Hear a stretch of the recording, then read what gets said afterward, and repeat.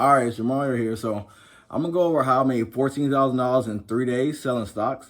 So I'm gonna go over a particular stock I bought, try to figure out if it was luck or if I actually know what the hell I'm doing. So I'm just gonna tell you some of the things that I've been doing. I've been selling stocks for about 7 years, kind of off and on.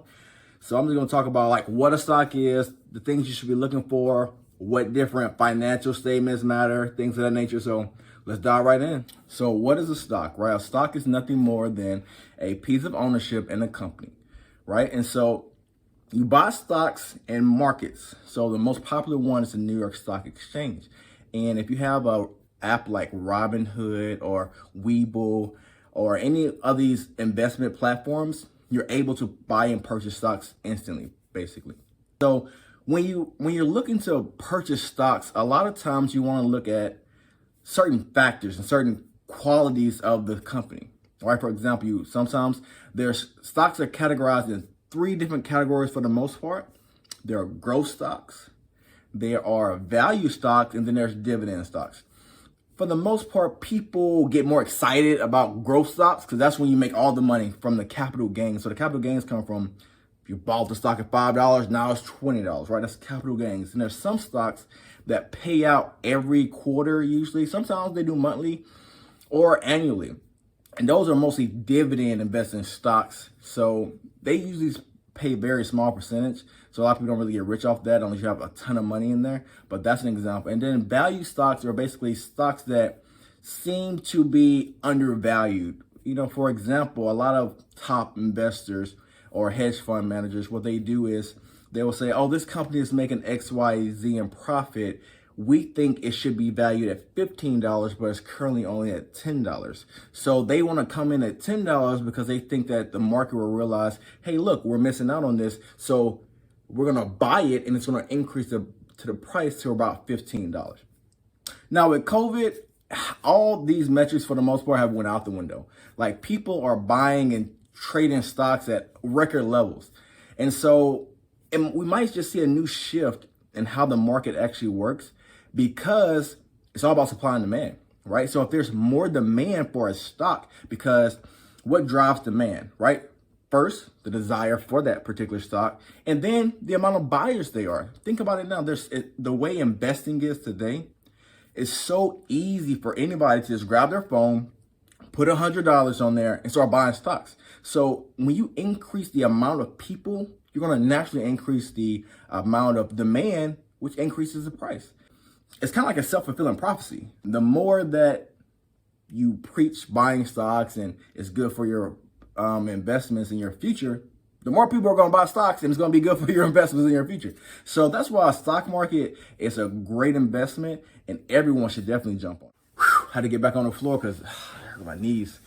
For my particular example, I made $14,000 in 3 days by buying and selling United Airlines. The reason I bought United is because I had to think about the industry, right? What United Airlines is in the airline industry. So what factors lead to profitability of any type of company, right? There's competition, there's barrier to entry, and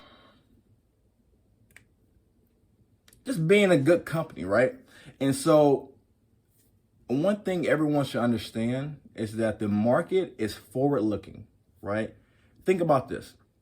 The market crashed back in early March before anyone was laid off, before any job was lost, before any cancellations happened. The market crashed. Why? Because it's thinking in the future. It's like, okay, we want to take our money out now so that we are better prepared if the market crashes. And this is the thing. The market is driven again by supply and demand. If more people are selling than people are buying, the price is going to drop. Now you'll see, here's United Airlines, right? This is the stock that made me the most money. So if you look, the metrics that I was using was, if previously it was selling around $80, $90 a share, right? Pre-COVID. And one thing I learned in economics is the price that someone else is willing to pay is pretty much a new price. And so I was thinking at some point, like, most investors were thinking this is not a very super in-depth strategy. Kind of like it used to sell for 80, 90. I think in probably 2 or 3 years, it can sell for that again. So I was thinking kind of futuristic. And so then you'll see, right, it crashed, got very low here, and also went lower there. But at the time, I just understood that the airline industry honestly was too big to fail. There was a whole bunch of government grants that was being handed out because they were burning about $100 million a day, and so I knew at some point that they were going to come back, but I didn't think it was going to be this quickly. I thought it was going to be probably say a year or so, but I was fine with that. I was fine with making the returns when it came, but as economic news came out and as they started increasing their seating capacity, this one you see it kind of jumps up again to around the $48 range, and that's when I kind of jumped out because it was moving too quickly, right? Because Warren Buffett says, be fearful when other people are being greedy, and they were still losing like millions of dollars a day, so it didn't really warrant that price. And I could have missed out on potential profit. It could have went all the way back up to this price, but I was good enough with where I was at. And so I think I sold probably about 452 shares. So if you look, to show that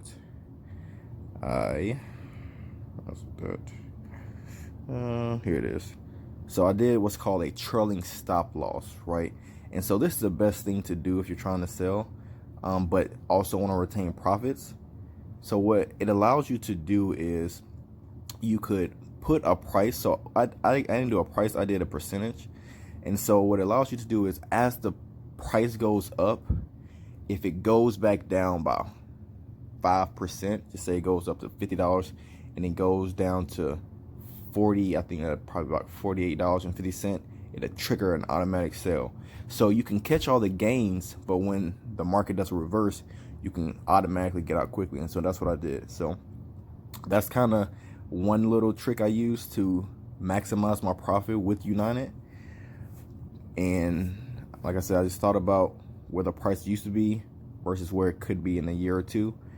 And again, the airline industry is too big to fail. There was a lot of government grants, and you just knew with over time that it was going to come back. And so that's what I did.